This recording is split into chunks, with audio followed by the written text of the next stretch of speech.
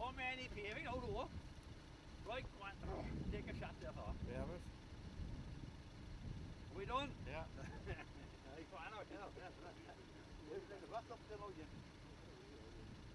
We are. Can't walk here,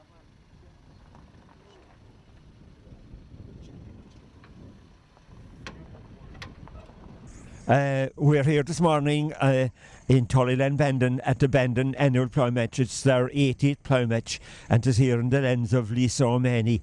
So it's our first ploughing match in 2025, and I've here some of the next generation. I'm delighted to see some fine young ploughing people here today. So we'll start here with Noel, and he'll say a few words to us. Noel, you're very welcome here this morning. You've your opening split done. Thanks very much. Are you happy with it? I sure I am, yeah. No, it is no, happy enough with it. No, only just try and finish it out now and we'll be happy enough. So no, so far so good and so far. So Noel, there's a good competition between yourself and James here this year. There is. So there is, no. James, are you all ready for 2025? Sure. It'll be fine. It'll come and go like the rest of them. You were ploughing a few years and you were after coming up every year. You were moving up a class every year. So are you happy with your performance so far? Happy enough, sure. Sure, how can you complain? Sure, you'll only take the day as it comes and hope for the best. So, Noel, we're here today. The ground conditions are perfect. Are you happy with the field and with the setup here? No, sure we are. Like, no, tis grand soil, tis grand brown soil, and no, it seems to be coming up well in it. There's a grand shine off it, so no, we can't complain a while in it. We're here now today with the European champion in the reversible ploughing, Liam O'Driscoll. Liam, it's your first day out in 2025. Are you delighted to be back out in the ploughing fields again? Yeah, it's nice to be back again now. We're a small bit rusty today, but we'll be freshened up now after today and look forward to the next couple of matches. Hopefully they'll run fairly smoothly now with the weather, and we'll be on our toes now with Jerk Oakley here alongside us today, and Tommy McCarthy as well from Kerry. Yeah. So here, this particular class here is extremely, it's a very competitive class. We have the world champion, we have Liam here as the European champion, and we have a competitor from Kerry. So I think, do you feel that the competition really makes it? Oh yeah, it's very important, yeah. In order to improve, you have to be ploughing against the best, and that's what we have here today. I think Liam, yourself and Jar and John Kirby have really kept the flag flying for West Cork and have performed very well internationally. So I'm sure you're looking forward to 2025 being another good year. Yeah, hopefully now we'll have a good run in the All-Ireland this year, and we'll hope for the best. All right, Liam, thank you very much and the best of luck to Liam. Thanks, man. We're here this morning on the Bandon site with ploughman here from County Offaly, with Justin Mahan and Kevin Bracken. I suppose most people in ploughing would know of Mick Mahan, who has been involved all his lifetime with national ploughing. So this is his son here today. So he had a good long journey down. Yeah, we made it about 2.5 hours. wasn't too bad. I suppose Sunday morning the roads were quieter and different story going back, I'd say, this evening. Ground conditions here, it was a fine site. It is a great site for the weather that we're after having. Is a mighty dry site. The Cork County are blessed with the site they have today, and but the site is only as good as the ploughman that's in it. Here behind us we have the reversible class here, where we have the world champion, the European champion, ploughing here this morning together. I'm sure you're looking forward to seeing the sort of work they'll do here today. The two boys are two experts in their field. Like they're top of the, like when you're the world champion and European champion, to get to that, the dedication and the work that them boys had to put in themselves to get to that standard has been exceptional. And on some occasions we haven't them today. We have Michael Wycherley as well, who's actually who won the Five Nations there a couple of years ago. So between the three of them, that'd be fair good old tight hammering. Oh yeah, like if Cork was if it was a team event with three competitors in the one class against three competitors from any other county, to be miles ahead.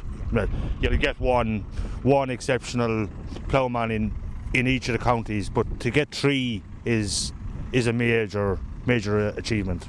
So, gentlemen, have you been down before to us? I have, yeah. I was down there in 2019 for the Bandon Ploughing Match. For Bandon, Yeah. So look, the best of luck. I know he'll have a very tough job today. I know there'll be some very, very tight classes here. So the best of luck to you today. Thanks very much. Thanks for talking. Thank you. Thank you. We're here this morning again on the Bandon site here, and we're talking here to the world champion in 2024, George Coakley from the Clan Club. So George, you're starting off a new year in 2025. Yeah, we're getting going here again. We've been stopped now a long time due to the bad weather, but it's good to be out again. Yeah, you're. George, is a fantastic site here this morning. It is, yeah. It is one of the best sites we've had now. Well, yeah, we can't complain.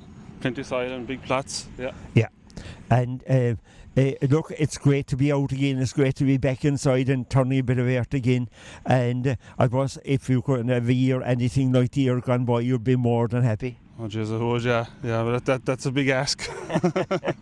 Well, I suppose as world champion, the pressure is on you, and you have a European champion ploughing here beside you, and Tommy McCarthy here from Kerry as well. That's right, yeah. Yeah, we've good competition here in West Cork, and it's all a help, yeah. It's I suppose that's why we are where we are, with all the stiff competition. It makes you improve, and it shows when we go to these Europeans and World contests then. Yeah. And do you feel that having the pressure at home actually stands you when you go to... Oh God, it does, yeah. Yeah, sure, every day I come to West Cork here, it's like ploughing in a World contest, you know. Yeah. You have the best here with you. Yeah. So, John, look, thanks very much, and look, all the best for today, and we might talk to you later on. Yeah, thanks, John. very much. What is he got in the back of him? There's a drill in the harrow, is that what it is? Just a drill. Just a drill.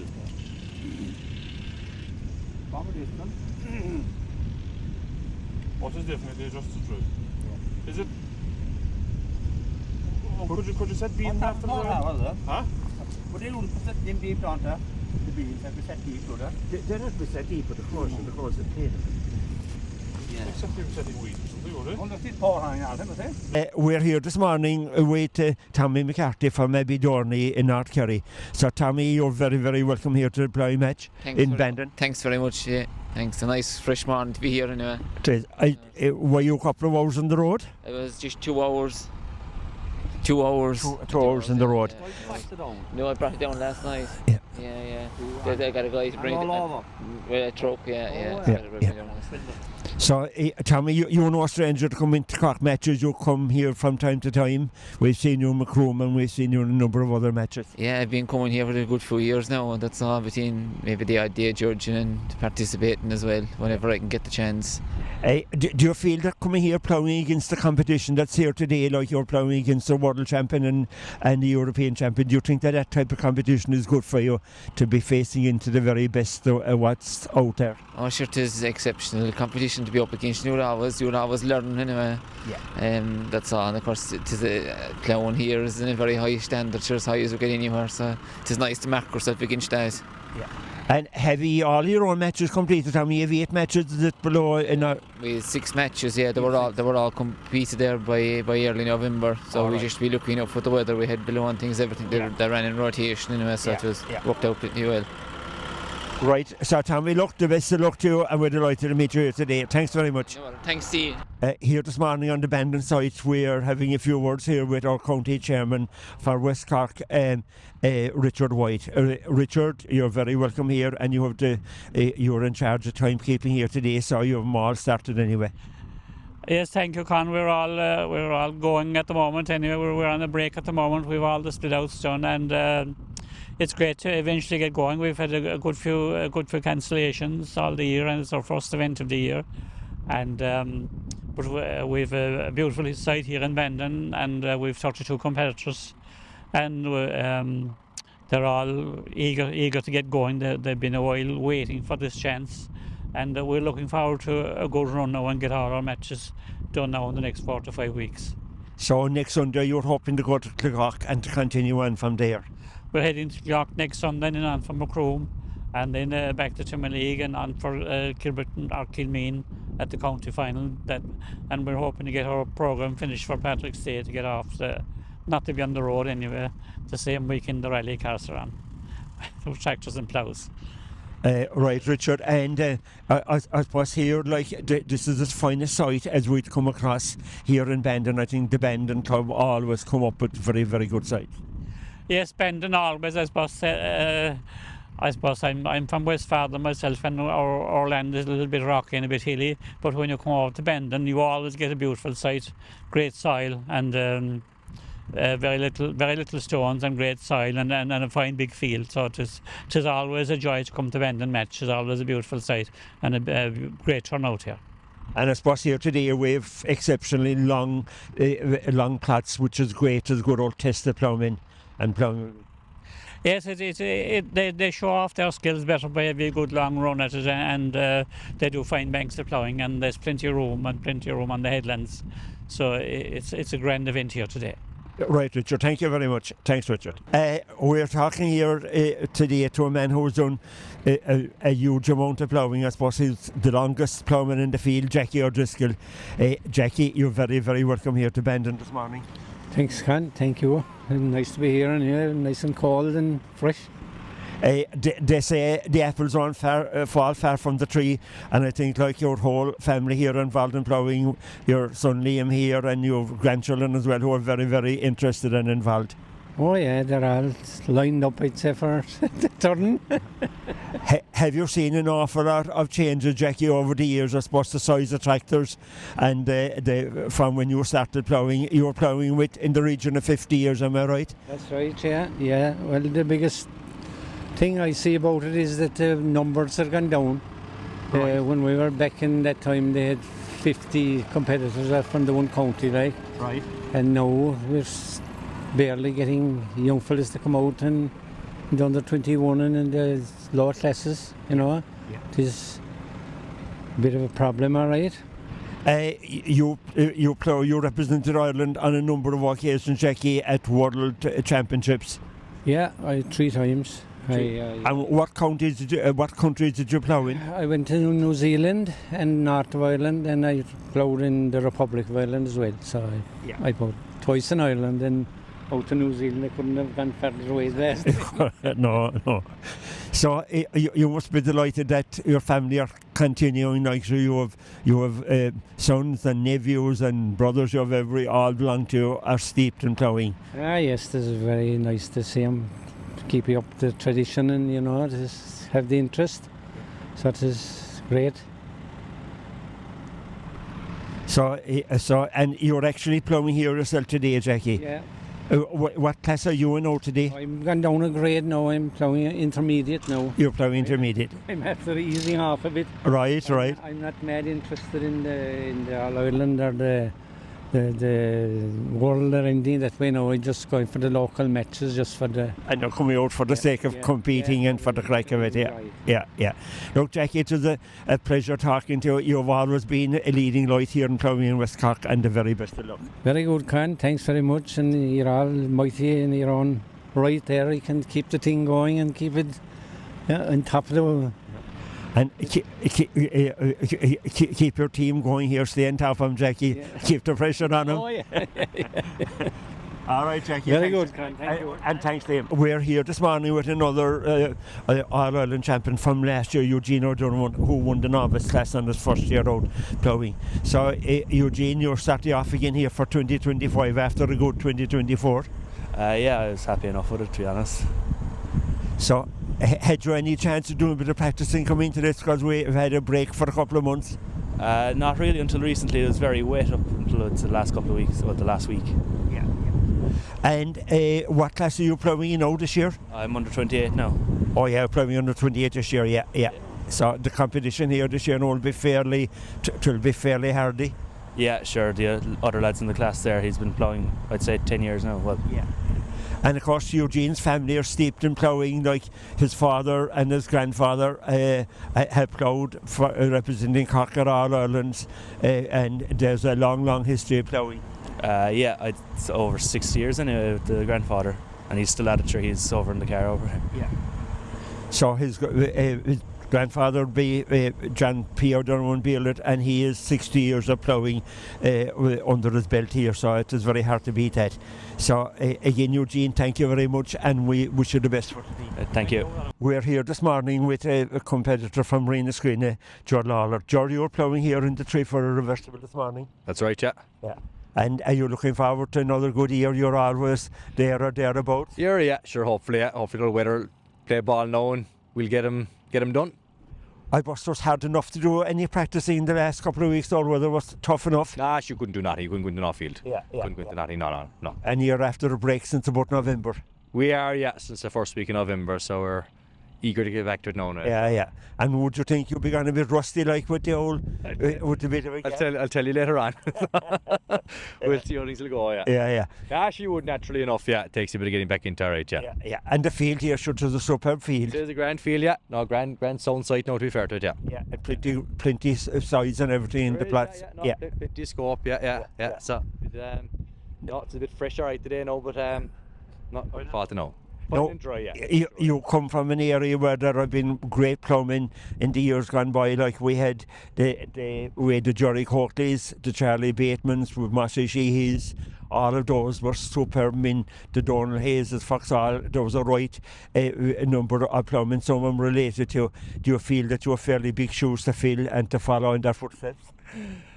Sure, but natural enough I suppose, yeah, and sure we can keep trying away in it, that's all we can do in it, sure. Yeah, and sure some of them were the very best, like they were, there's no doubt about people like Jerry Courtley, I suppose, was outstanding. Top man, not to be fair to him, yeah, and Charlie and all of them there, they were all very, very good, yeah.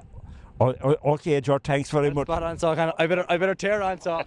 We're here this morning talking to a competitor here from Macroom, Matthew Courtley.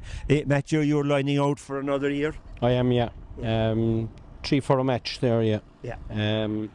Against, I'm ploughing there with Kevin Driscoll and Sir McGuire. So. And is it 2 competitors are going through in that to the All-Ireland? 2, yeah, the highest 2 will go through, yeah. Yeah.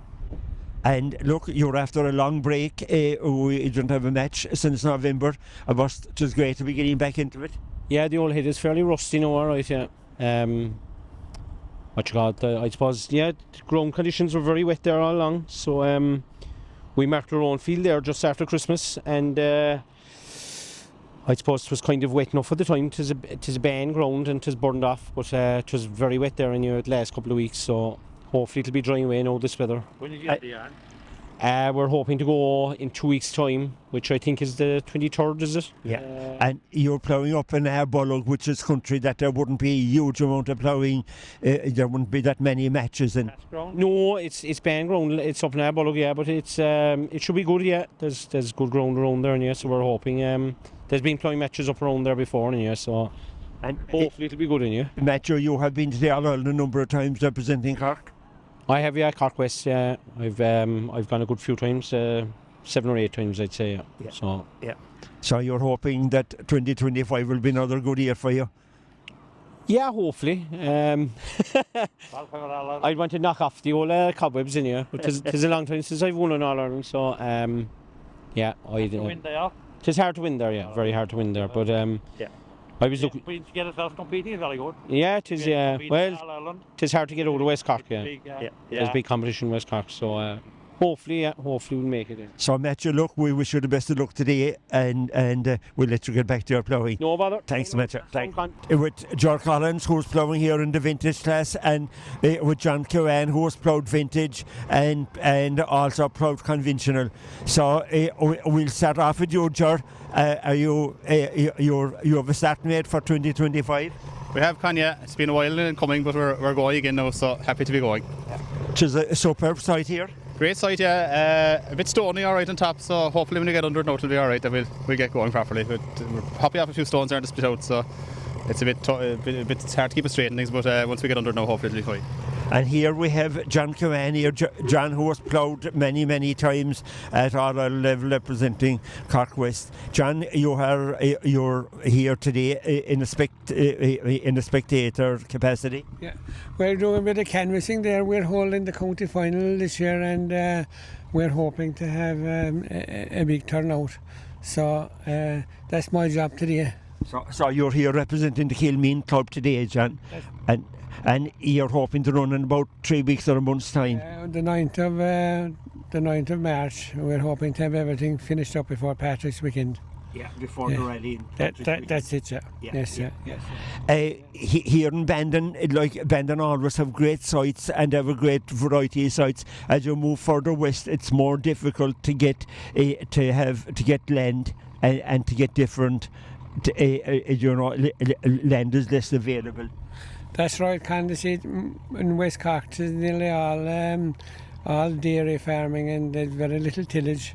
So it is very difficult to get sites for ploughing then, Yeah, yes. But here, I suppose, we couldn't be inside in a better field here. We're inside in a fantastic stubble field with good long plots and fairly nice ground. So, George, you have been to the All-Ireland on a few occasions. Are you hoping that you'll get a crack off it again? Should we have a go on it, try our best, and we'll see. So down to the judges at the end of the day. Yeah. We'll try our best anyway. Right, so that's from the two Kilmeen men here. Thank you both very much. Thanks very much. Thanks. Now, we're going to have a word here now with John O'Neill. He's after taking a break from the engineering business today, and he's going doing a bit of ploughing. Now, John, tell us about your ploughing career so far. Well, I've been ploughing now, I'd say, with 30 years. And I think I've represented our own county, Cork West in the All-Ireland, I'd say in 4 years. Yeah. And is this the class you prefer, this vintage class, John? That's the class I plough in, yeah, the hydraulic vintage. Hydraulic vintage? Yeah. Right, and how long have you got this tractor, John? I've had with 30 years. 30 years? Yeah. And the plough? The plough is a ransom plough. Ransom too for a plough, and you have that about 30 years as well, have you? I have, yeah.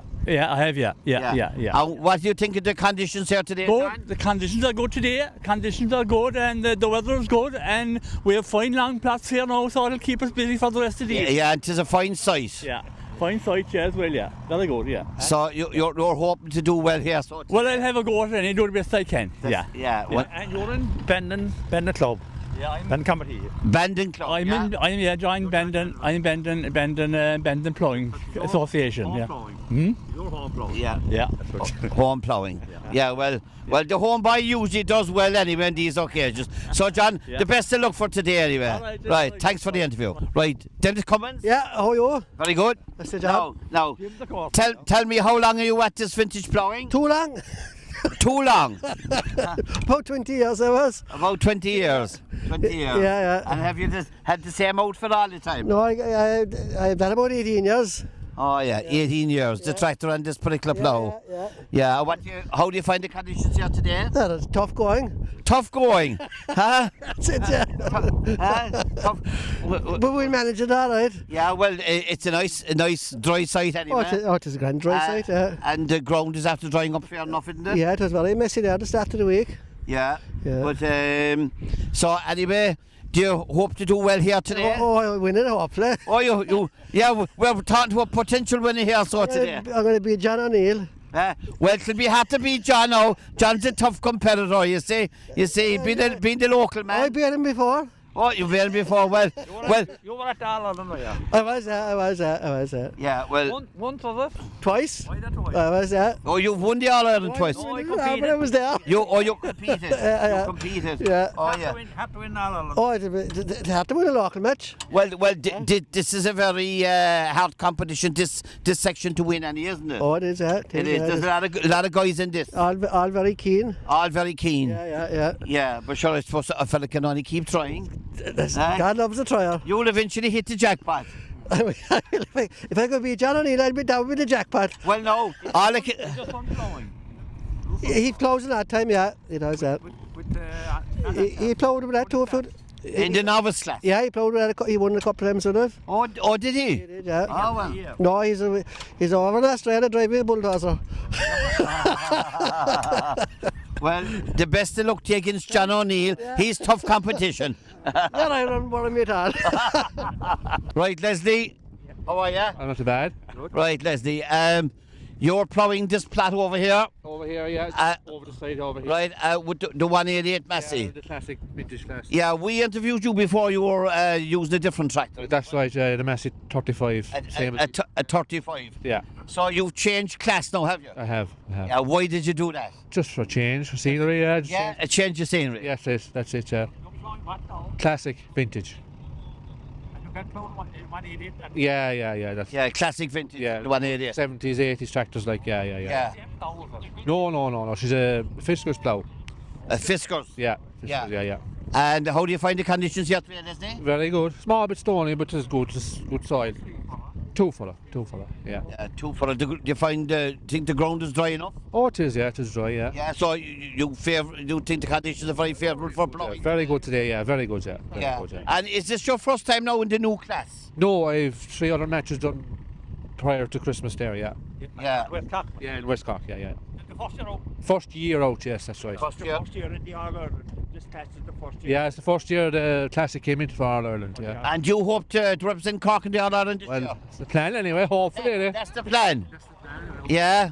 Have you ploughed the All Ireland before? No. So we're all hoping you'll get there this year, Leslie. Hopefully, fingers crossed. Right. Good man, Leslie. Thank you very much. No bother. Thanks. We have a man here from North Cork in the North Cork PRO. Right. Philip Connor. He's often on radio. He's well used to ploughing, and he's very, very involved in vintage nationally.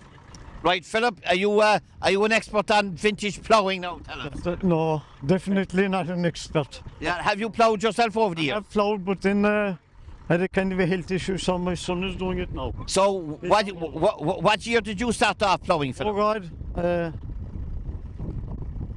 27 or 8 years ago from now, what would that be? Yeah, roughly back in the late 90s.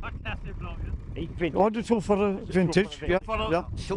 That's my tractor and plough. Oh, I got a heart problem, so. The 35 is your tractor there? Yeah. And you ploughed with that tractor? I did, yes. Yeah. Oh yeah, so you... I done it up first before I started ploughing with it. Yeah. So it is 1958. 1958, Ferguson, 35. 35, yeah. Yeah, so your son has taken over now? He's taken over because I had to pull out. I'd say you're happy with that he's taken over, are you? Well, nothing stays the same. Time moves on and we have to go with it, so... Yeah, but... It's nice to somebody taking it up. Well, this is one of the big problems. This is one of the big problems today in every sport. Yeah. And no matter what you come across, any event, there's the young people that aren't sort of taking up things. You need young people coming in. Yeah. So it's nice to see your son taking up. Oh yeah, sure. Isn't it? Yeah. Here this morning with Philip, he has been PRO of North Cork Ploughing or East Cork Ploughing. Cork East, yeah. Cork East, and he is the man who does a lot of the reports on the radio of the matches, so many people will know his voice from around the county. Oh yeah, you would be on 103 FM there, do you? Yeah. Yeah. So, how do you find the conditions here today now? Grand, fine and dry, and a good hardy dry day, but the ground conditions are fine and dry. Yeah, maybe a little bit sharp, kind of shaly, but... Yeah, some of the lads are saying that it's a bit stony. But look, that's a challenge, and you have to have challenges. Otherwise, if it was simple and easy, everyone would be at it. But yeah, it is true for you. The fact that it changes from field to field in different areas, that's a good thing. Yeah, that's a good thing. So anyway, it is good to see you here today, Philip, and we wish you good health. That's the most important thing. That's the most important thing. Yes, stay healthy. To be able to get out and talk to people and make the best of it, you know. Yeah, that's what it's all about. What age are you now, Philip? Do you want to know? I do. I'm at the wrong side of 78. 78. I'm nearer to 79 than 78. Well, I tell you, you're fine and fit for 78, 79. Thank God I feel walk down the field here today and everything. Yeah. That's good. But, nice chatting to you, Philip. And the same here. Yeah. And so, look, we hope that this vintage will keep going. Oh, that's the side of it will. Hopefully it will, yes. You're actually involved nationally with the vintage as well. I was the secretary up to last year, but I'm not now. But I was secretary for the vintage plough for 16 years. And I handed over the mantle last year. because technology was getting the better of me. Right. You know, everything. That happens to us all, Philip. Everything now, smartphones and digital. I was a jotter and pencil man, and it was grand while Well, I tell you now something. People that can foretell the future are saying there'll be a big crash, and there might be a lot of people going back to the jotter and pencil. Well, look, that was my situation, and I was grand at that, but the technology got ahead of me, and I'm too old to try and sit down and learn it. And so yourself and Willie Stokes from Cork East. Willie the chairman, I was the secretary. Yeah, and you have done a lot for vintage ploughing. We're getting this 16 or 17 years ago, and we've done all this, but you have to change. We can't be in charge all the time. You have to change. That's a national. It is a national scene, so you need to change the officers there too. And besides your son now in your area, is there any other like young lads coming up now that potential ploughman? No, not really, not really. That's the, Not really, The big scarcity is young people not getting involved. Yeah. Seems to be the way. Yeah. Okay, Philip, thank you very much. Thank you. Thanks. Bring it into hand out as well. No. We've another man here now. What's this man's name? Michael Cooney. Michael Cooney. Come over here, Michael. Right. Now, this is a very unusual tractor now, this 950 Davy Brown. Yeah. Right, how long have you got this tractor? I've had a good 2 years, 20 years. 20 years? Yeah. And was she in your locality, or what was the story? Holland. She came from Holland? Dutchman, he was ploughing with us there for years. He was ploughing with us there for years, and he got sick a bit, and I put him out of ploughing there now for a few years. Yeah. And yeah, no, they're very scarce, them 950s. Yeah. There weren't many of them made, I think. No, they weren't. No. And did you have to do much to her to get her? The way I got her. That's where she came. And yeah, I put. Steering is unbelievable. Yeah, I put it on. Steering that's done, Derek. Yeah, the steering. You know fella there. Power steering. Yeah, I see that. Yeah, that's right. Yeah. And she's driven after one pump. She's driven after pump behind. Unbelievable. Yeah, Unbelievable. and that's the steering back to 995. Yeah. I never seen it before done. Jim, you know what I'm talking about? I do. I have seen that. But you don't have one pump? Yeah, that's right. Yeah. And she'd light drive. She'd light drive, yeah. And when light drive would have worked so good. Good, perfect. Well, you don't test the touch. You don't know power drive. No, you couldn't steer anything, could you? You could. Pressing when the clutch, pressing the clutch, or she'll steer away, mate. But you know light drive. Then even come back to the pump. You have. She's the only time you'll get caught with her if lifting into the ground. If you are turning at the same time, you just find a little clicking of it, no more. Oh yeah. Yeah, no more. She have a pair of force and major mudguards on her. Yeah. Did the Dutchman put them on? No, myself. That's my. You put them on? Yeah, that's my doing. Did you have to do much adjusting to them to get them to fit? They're the ins of them are cut. Cut right around the housing and all. Yeah. Yeah, you'll be good with the 10 work saw. Good with that. Good with that. Yeah, I know. It's the first thing I know. Oh yeah, let's have a look at the plough there now. The old ransom. That's the ransom. Right, that's an old ransom. Yeah, plough. That's the same as Jan's plough. But you don't have doctrine on top of it. Huh? You don't have doctrine time to time, don't have it? I have. You will have chopping changing on it. That's a chopping changing, yeah. Yeah, I see there's a bit of cutting and welding done here, look. Yeah. Huh? You're good at the engineering, I see. We should. Maybe was good at it, dying away from it now. No, it's all right. Oh, it is, yeah. It's doing its job, isn't it? Oh, it is, yeah. Right. It's all ransom, like. How old is that plough? Christ, that plough is very old. It's from the 50s. 50s? Yeah, it is, yeah. Yeah. It's very old. Yeah. It is, yeah. You did a big job in the wheel, you haven't stepped around here, look at that. You did only last week, out of part, gone. You changed the wheel. Oh, you put spacers in her? Oh, just narrowed it in a bit. Yeah. Just narrowed it in a bit. Yeah, and I must go. Huh? You're nice to walk now. Well, sure, when I come, like, that's the one thing, the plough's a small bit. Small for them. When you come to the paradise, she was too wide, like. And there was a few wet days came there, what's the month ago now? Yeah. Huh? What's the forest? When you come to the forest? Yeah. Is it the way the wheels are too big? The fact? No. The whole tractor will be a bit wide. Oh, the whole tractor's too wide for the two for the plough. Just for the last run, just for the last run. Yes. Oh, yes. I see. Yeah, that tractor or that plough basically was made for like Ferguson 20 and 35s and Dexters and stuff like that. Should have added a smaller run as well. Yeah. But sure, you're managing all right. Oh, fine, yeah. Fine. Right? Fine. Just a good man will make do. Well, keep going in here. Yeah? Keep going in. Well, nice chatting, you know, and the best of luck with you. And we'll hope to see this good Davy Brown tractor here again. Well, and I knowing you now, you will keep it going. As long as I'm there, like keep it going in here. Yeah. Fair play to you. Thank you. Talking here now this morning with Dennis Cowan. Dennis has been a former chairman of the National Ploughing. So Dennis, did you enjoy your years as chairman of DNP? Very much. And I'll tell you why I travelled the most of Ireland. I went to ploughing matches all in the 26 counties of Ireland while I was chairman of the thing.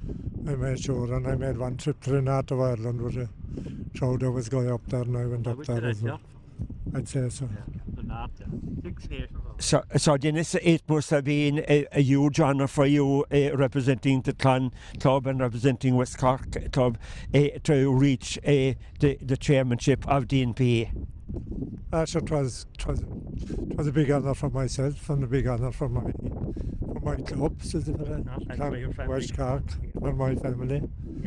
And I enjoyed my time at it, going around to ploughing matches all over the country. It was a great day out everywhere you would go. And reception better every day, the other day.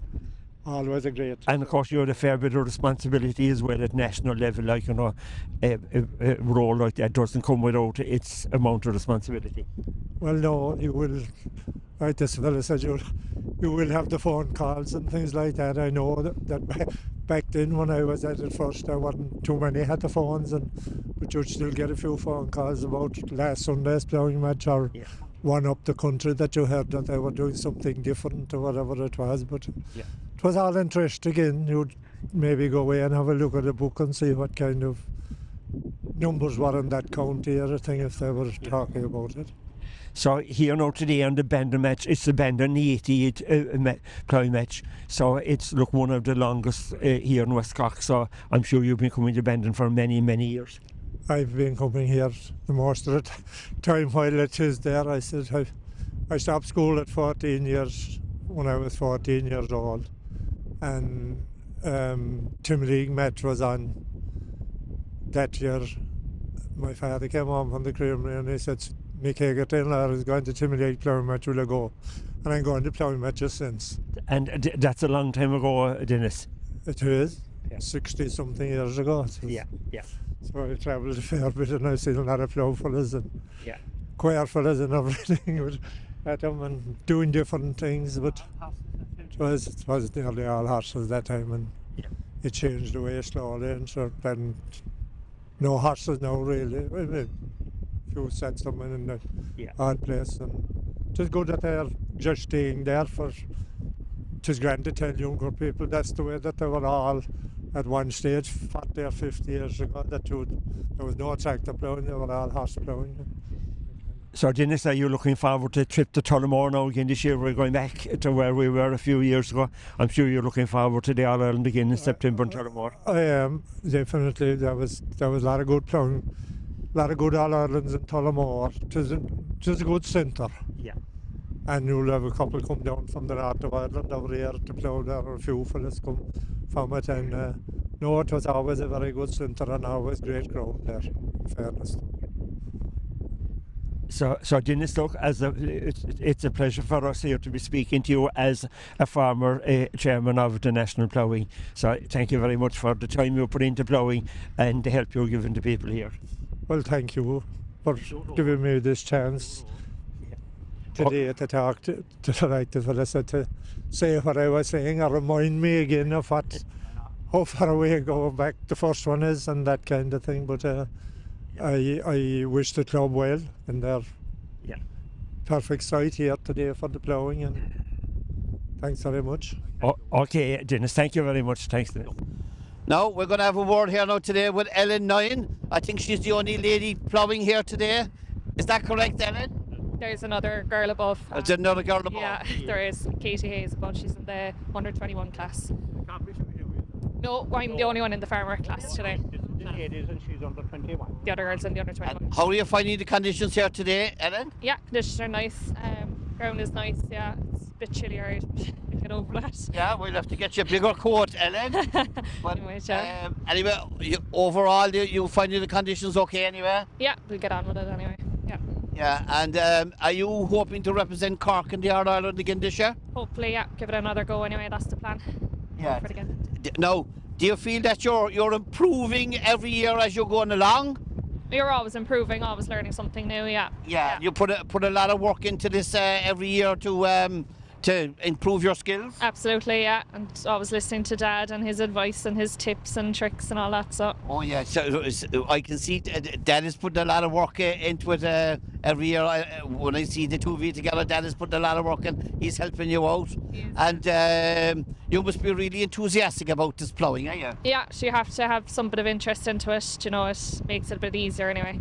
And would it be? Are you the only girl now in school that would be interested in ploughing? Yeah, there's no one else. There's no one else? When I was in school anyway, my year anyway, there was no one else. I was the only person. Would they find it unusual now for you to be out ploughing when they're going night clubbing? They would, of course, yeah. I couldn't go out night clubbing the night before. I'd be up ploughing the next morning, so. There'd be no night club the night before. No, we're on drinking ban the night before, so. Yeah, you'll be going to bed early to concentrate on the ploughing the following day. Yeah, bed early, fresh head, so. Yeah. It works out most of the time anyway. So in All-Ireland ploughing now, would there be much competition in the ladies section, Ellen? Yeah, it's very tough. Yeah, it is. There's the standard is. I got second last year. I missed out on the win by 1 mark. But yeah, the standard is incredibly high above there. There's a couple of people there now that are, you know, have their foot in the door the whole time. But I'm lucky enough to be kind of up in the top 3 anyway. The last couple of years that I've been getting up there. So. And the girl who won it last year, where was she from? Kildare. Yeah, Kildare. Kildare girl won it last year. Yeah. Kildare would be a strong area for ploughing. Be strong ploughing, yeah. Yeah, they would. Yeah. Would it be a strong area for ladies ploughing? Not that I know. No, if I was judging, she shouldn't have won it at all. Oh my God! Oh my God! You. By right, yeah. You would have given that extra point to your daughter. I think she should, yeah. Yeah. Well, you know, all these things are debatable. Yeah, it is debatable, yeah. Yeah, that's for another day. Well, you see. We won't say too much. Well, we won't say too much. I'd say now that Ellen is going to win in All-Ireland sometime because she seems to be putting a lot of work into it. Yeah. Hopefully, yeah, she's putting an awful lot of work into it and she's very good at it as well, like that. Yeah. Right, yeah, well, I've seen her here now last year. Yeah, he's done all his ploughing above them. No, all his ploughing above them now. Oh, Noel, your brother.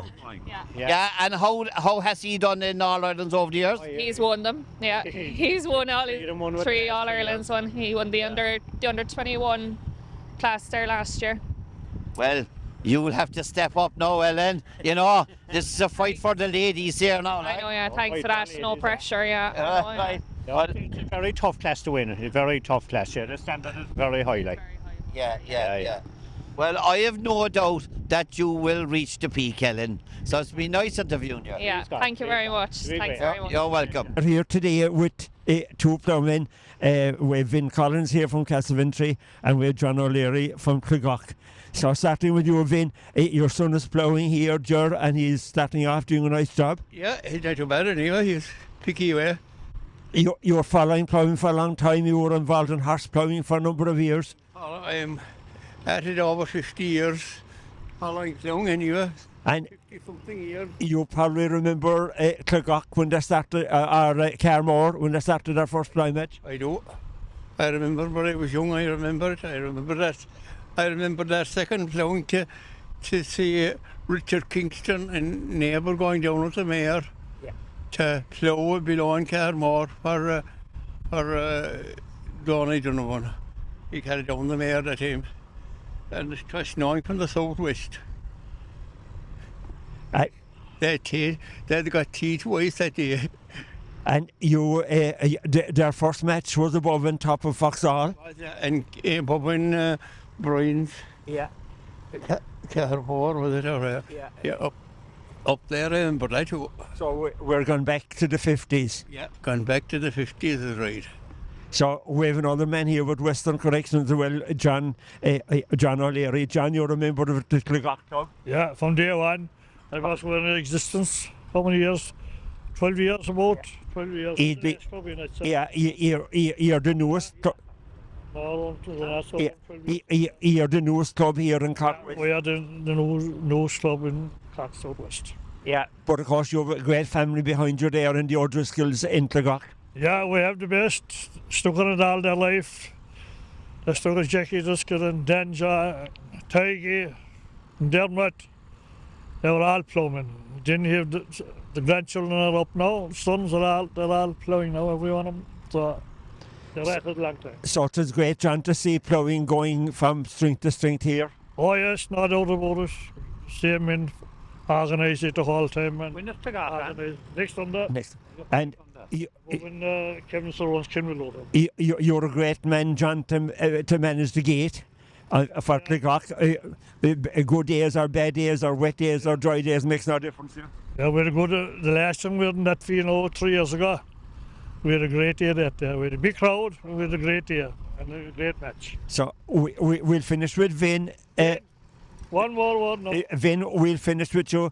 Castleventry, Foxall, that area was always a great area for ploughing with people like Jerry Courtney, Donald Hayes, Mossy Sheehy. Yeah, and Mick Dunoan. Yeah. It produced great ploughmen, and I suppose the seed has grown and interest have gone on to the next generation. Eddie Hayes was in the horses, and yeah, John Dunoan was in the horses. Yeah. So, look, Vin and John, thank you both for talking to us. Thanks, Carl. We have Barry and Stacey O'Sullivan here now today, and they are the organisers of this event here today on this nice bit of ground. And now, Barry, tell me, a lot of work I suppose went into getting this up and running today? Yeah, well, I suppose the main thing is we approached the landowner last September, and he was very willing to give us the site for the ploughing here today and helpful towards us, which is number one. And then we had coming on, there's a lot of background work in organising it, collecting for it, getting sponsorship in. Then we have to come along, mark out the field, mark all the plots out, and make sure every plot is measured properly for the competitors today. And basically just get the competitors in and hope for a fine day on the day and get a crowd. Yeah, and thank will the God way. Now to get a site like this is an incredibly good site for this competition here today. Now, had you a job to select this site? We're probably very lucky here in Bandon with the landowners around Bandon. They're very supportive of us, and we have a good catchment area. When we approached Sean for this site, there was no question whatsoever, lads, work away. And once the ploughing is finished here, we'll come back in here and we'll start and we'll level every bank out and put the field back as we got it, which is number one, so that we can come back to Sean again and ask him. Lisa O'Mahony, Lisa O'Mahony that owns the ground, and Sean Hale is working the ground here. Yeah, well, it's an incredible site, and the ground conditions are very good here today. Yeah, it's a fantastic site, and like it makes our job so much easier when you get sites like this to get the size of the field. You know, you're not worried about how many turn up. You have plenty spare banks left, you know, and have good ground conditions underfoot. It makes all the difference, and road access to it, everything. Yeah, that's what makes it a fine site, yeah. It's about your uncle Dennis, who fill us in that. He was he on All Ploughing? Dennis ploughed, I don't know how many All-Irelands, but he would have ploughed senior All-Ireland years ago. Dennis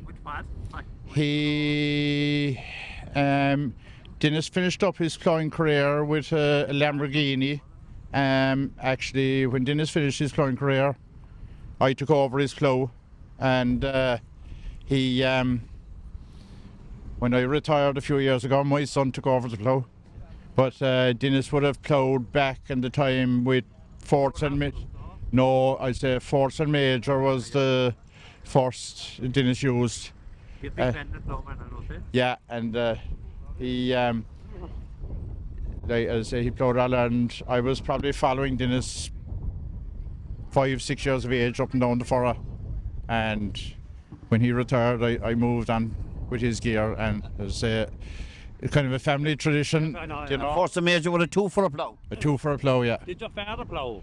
My father never ploughed, but he was always on the ground behind Dennis. He was man on the ground and, you know, taking the tractor around to plough matches for Dennis. It was a big job that time getting tractors because Cork County was all one and they had to travel down as far as Bantire and Kilbreen with forts and majors, no cabs, bad weather, 3.5, 4 hours driving. Hard going, yeah, with no cab. Bad lights, you know, it was rough going that time. But you know, we're lucky now today that the county is split and our matches are very compact, that we have only max an hour's travelling to a match, like, so we're Macroom, yeah, that'll be our furthest, yeah, but no, all the matches are very compact here now for them, like. Well, it's a nicely organised event here today now, nice bit of ground and everything. And now this is your daughter Stacey, right? How are things? And obviously you were involved with Dad in the organising of this here today. Well, I try and do a bit anyway, try and keep it all going, just a bit of the background work and getting the paper ready to send out to sponsorship and getting the sandwiches ready with Mum this morning. And yeah, there's a lot involved in all that. And they tell me that you've done a bit of ploughing yourself over the years, Stacey? yeah, I have competed at the All-Ireland in the novice in 2017. I had a third, got a bronze medal, and I competed in 23, I think, and I just missed out in the All-Ireland spot. So we'll try now again this year. We'll try. Well, I see you're busy now. So you'll probably have to skip the ploughing for a while because you have a busy job here ahead, you know. Yeah. No, we'll try it now again this year and see how we get on with the gear and stuff. So keep the tradition going in the family as we can. Yeah, are you the third or fourth generation now involved in ploughing? I'd be third generation, yeah. Third generation. My brother, just the two of us will be at it. Is your brother ploughing here today? No, he's in Australia now at the moment, so he'll be back there in April. So he has a few All-Ireland medals won already, so no fear, he can take a break now for a bit. Is he ploughing a bit of dust in Australia at the moment? He's doing the maze, I'd say. Doing the maze? Yeah, but no, he'll be back now next year in the under-28s, all going well, so there'll be. It is unusual to have a Bandon ploughing now with no Sullivan ploughing, but sure, look, the joys of it. Yeah. Other things take over. Well, now, great credit due to the two of you here today for organising all this. We'll come back to Barry a little bit. Barry is Cork County Secretary at the moment, but he is also a huge history of ploughing behind himself, representing Cork many, many years. So presently, Barry, you're the Secretary of the county here. Yeah. Well, it's a privilege to be Secretary of Cork County, such a strong ploughing county.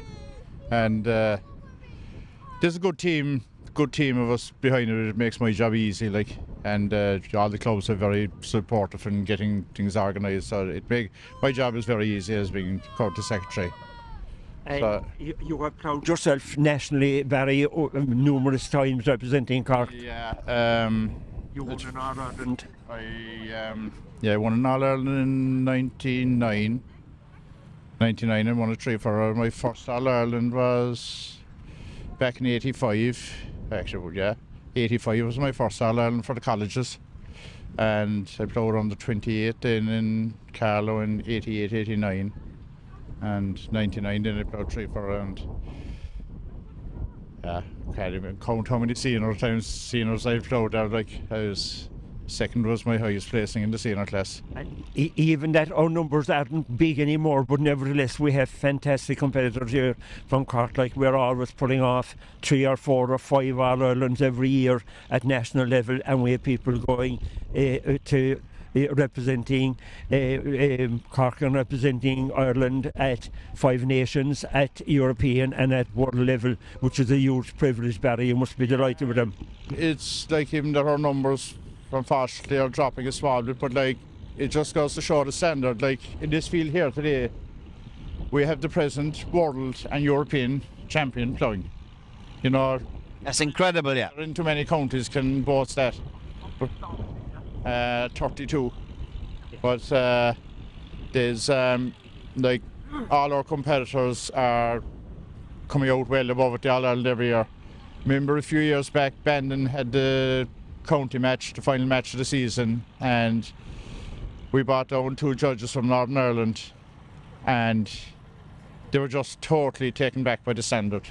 One judge came to me in the evening and he said, out of that full line of banks, he said, there's one guy that doesn't deserve to be in the All-Ireland. And there was 17 inside the bank. He said, everyone else should be in the All-Ireland. You know, he said, no, he can see why Cork keep getting called out above. We were speaking there earlier, Barry, with the judges from Offaly there, and they were saying to us that if it was a team event, if he said, like, if each county were judged in the All-Ireland on their total team, he said there's no county in Ireland would touch Cork. He said, like, where you would have one maybe good competitor from some counties, you have a whole series of them here from West Cork. Like, we're one of the very, very few counties that are fielding a full team at the All-Ireland. And is it the size of the county, the amount of farmers, or is it enthusiasm for ploughing? Enthusiasm. It's enthusiasm and competition that's there. It's the enthusiasm. We're filling every class. And can Cork keep this going? I sincerely hope so, and I'll be doing my level best to encourage it. No, we probably have a very good programme going at the moment, supported by the NPA. It's called the Novice Programme. They put a lot of money towards us. It's to encourage young ploughmen out, like, and get them going at the All-Ireland level. Yeah, well, that's a very good idea. What it is, it has to be ran totally separate to any match, and it's like the lads that are ploughing here today, they get some young person interested, they give them their gear for the day and they help them along, and with hopefully, like as I said, if you get 5 at the match ploughing, if you get 1 out of the 5, you're on a winner. Yeah, that's excellent. Every year, if you can get some new blood coming through every year, you will keep going. Like, it's sad to see counties, strong counties, and they have no underage coming through. Well, it's the same in every sport today. It's something we need to address, like, and try to keep it going, because look, maybe modern farming is going away from the plough a bit and things, but it's an age-old art, and it's when it'll be all gone, they might be sorry. I can't ever see it disappearing totally, but it might sort of shrink a little bit, but everything goes in circles and it could come all back around again. Yeah, quite possibly. Like, even the vintage is getting very strong, because it's easier for guys to get into vintage ploughing. The cost of machine, the gears, and as much, like, some of the gears that are here today, you're talking, it's crazy. Like, the top gears there, you could be talking 40 or 50,000 to set them up. Yeah, absolutely. There's nothing cheap anymore. No. Just going back to Stacey there for a moment. Stacey living in Kerry at the moment. Stacey, have you attended any of the Kerry matches? Do you ever give a trip out around Ardfert or any of that country to see any of the matches? No, I haven't done any of them yet. Yeah. But I suppose the aim is that I probably will be moving to Kerry from West Cork when I am living down there. Yeah. So I'll be hopefully competing down there eventually, all going well. But I suppose Kerry have a smaller number, so it is, again, as Dad was saying, we are lucky in West Cork. We have such an interest and we have the number of underage. I see it myself in the showing cattle. You just need to get young people interested and just keep bringing them along. They don't even have to be ploughing for their first day. Get borrowed gears. They were saying for the novice match, get them interested. And to be fair, once you get interested, it's hard to get away once you get caught by the bug. Like, I've been doing, well, Dad's been ploughing all my life, and it's really only in the last 5-6 years that I've actually started ploughing myself. So it is, no matter what age you are, it is able to get interested in it. So yeah, I would encourage people to just have a look, come out to a ploughing match, even ask people questions, go to the All Ireland, have a look, actually come out of the stalls and go see the ploughing, and just talk to other people, the younger people, and we just need to get people going and keep the young people interested in it, really. come up with a way to keep them going. Yeah, well, that's something that fascinates me. When I go up to the All-Ireland ploughing, I go out to see the ploughing. But the amount of people that have gone up year after year, and I'd say, did you go out to see the ploughing? No. You know, what's the point? You and going up there looking at stalls. We can see stalls every day of the week, and people trying to sell us stuff that we don't want to buy. It's the ploughing is the most important thing, isn't that correct? Yeah, like I remember, could have been 10 years ago now, I was standing at Dad's bank, and it was a Thursday, so all the car park had to actually come through us. And someone actually turned around and said, is there ploughing here every year at the All-Ireland Ploughing Championships?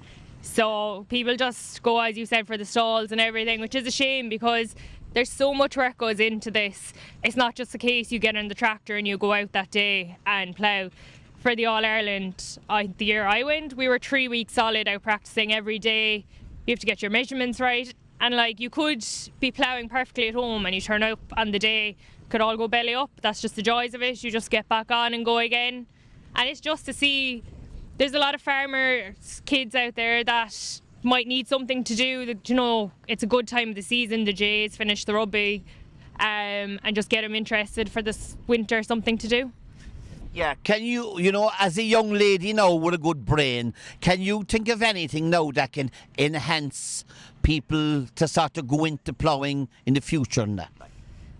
Well, I tried a few years ago, but I think there should be a club set up for the younger people like we have in the showing. I suppose you notice, like I noticed Dad would know everyone around here. He's a lot of friends, you know, he's grown up with them all. You would notice the younger people kind of stick to their parents. So it's to get them mingling and even go out on a day trip or whatever, just get everyone involved. And as I said, they don't have to actually be ploughing, but they can come, even help get a match ready. To just think of different ways you need to get people involved really, and you need to get a friends group. Look, if we want to keep the clubs going, everyone has to be mingling, and that's what you need. Well, you know, I've no doubt that the future will be bright enough. Okay. Right, Stacey, thank you very much. Right, Lisa O'Mahony Engineering. Yeah. Now, your involvement with ploughing is? Oh yeah, with years, like, you know, now going back. Have you ploughed yourself? No. No, but you're mad interested in it? Very interested in it. And you come to a lot of these ploughing competitions? Well, all the time. We always come. All the time? All the time, yeah. Huh? Well, it is, yeah, it is 40 miles out. Yeah. Yeah, but you don't mind the cold, hardy day? I sure like anything that came from the country boy as well used the cold. Yeah, and, it's so far, yeah. You know, and when I was going to what do you call it, the vocational school on go, like we were travelling 10 miles on a bike. That's right. You know, so we were well used to what do you call it? We were well used to colds and all that kind of. So you're in the engineering business. What type of engineering do you do? Earth moving mostly, like that, buckets, grabs, all that kind of stuff. Oh yeah. Digger buckets. Manufacture them? Yeah, we manufacture them. Manufacture them? Yeah. And repair them if they're worth repairing. Very good. But a lot of them don't be worth repairing, so I you have to forget about them, like. Yeah. So, it is, yeah. No, this man here? Pat Courtney. Pat Courtney, your involvement in ploughing? Yeah, I'm ploughing with 50 years too. And have you done a bit of ploughing yourself? I ploughed a couple of times in confined classes and that about 50 years ago. 50 years ago. What sort of a tractor were you using then? In Skibbereen, a 5000. A Ford 5000. Yeah. Mighty machine. And have you still got it? No. You should have kept it. I had a cousin, DJ Courtney, and he was big into ploughing at the time and still is. Was your father or your father's straw, was it? No, my first cousin DJ, yeah. Used to be, yeah, with the JCB, yeah. We did a lot of miles on her. Thanks, a lot of fast ones. Yeah. So, yeah, I'd be ploughing with 50 years. Yeah, so it was 50 years since you'd done a bit of ploughing yourself? Thereabouts anyway, yeah. Thereabouts. Did you ever get to All-Ireland finals or anything? I did not, no. No. The competition was tougher in those days, was it? I hadn't that type of patience at all. Anyway, nice chatting to you. Okay, thanks for coming in, huh? Thank you, Jeter. This time 12 months we were photographed here in Bandon. Do you remember that? In the Shannon. Niall, you're ploughing here today? No, I'm a spectator. Are you a spectator? You're only a spectator, but you are a ploughman, are you? I used to be a farmer ploughman, yeah. Yeah. And Life takes over, though. oh yeah, Dairy farming and family life, that's the end of it. just haven't got time for it. No. Over all the camera work. Oh, the camera work, but that's only a simple phone. People think this is a science, and then a science is all that it is that. Have it going to the ear. I'll put it going on in a minute, I will, yeah. I'm delighted to be in my grandmother's home country today in Bandon in Tullyland. Your grandmother's from here. My grandmother's from down the road, Tullyland, Bandon. And, what was her name? Margaret McSweeney from Tullyland, Bandon, yeah. Yeah, where are you living yourself? I'm in Anbridge. Oh, you're in Minette. I am. Oh, you're not far from me, so So I know you well. You should know me as well. I know you. You're two-wheel drive 718 Ford. That's right. I got you know me, all right. I know you, all right. But it's a lovely day. It's a bit cold, but it's a great start to the year. Smashing all together, smashing. Yeah, it's a fine sight. Smashing. Jesus, beautiful ground. It's great to see the world champion reversal ploughman here today doing smashing work again. Yeah. And look, there's champions all over the field. West Cork are always there. Yeah. Above the All Ireland is West Cork. Yeah.